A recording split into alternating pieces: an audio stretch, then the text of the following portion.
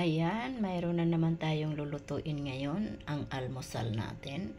Ayan, yung kanin na malamig, maraming bawang, at mayroon tayong nabili na bagong tinapa. Ayan. At mayroon tayong cherries kamatis. Ayan. At yung ginawa nating salted egg. Kaya yan ang gagawin natin na almusal sa araw na ito. Ayan. Sinangag na kanin,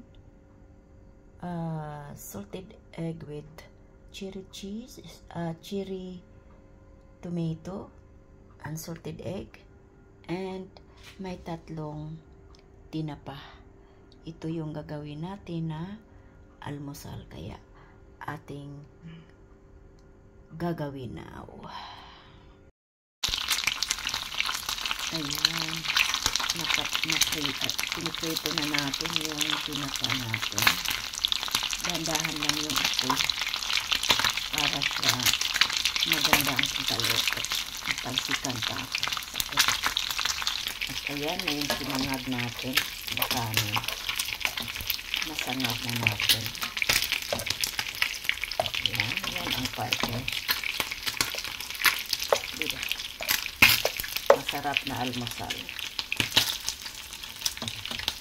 Kunting diin-diin at takpan natin ulit.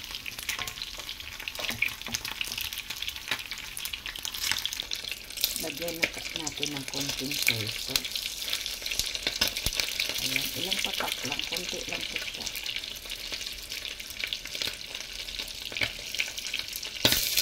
Ayan. Halo-haloin natin para may kunting kulay. Yung sinangag natin na kanin.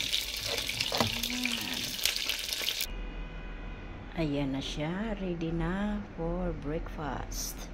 Luto na yung tinapa natin at yung kanin natin na fried rice, may nakita kayong red rice dyan.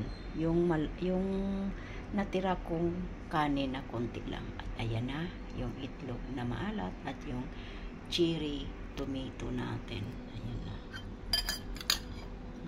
Diba? Masarap na almusal. Tapos isang tasa na kakao na hindi na kasi ako pwede sa kape kasi nagpapaltipate ako sa kape pag umiinom ako, kaya bawal na sa akin yung kape or coffee.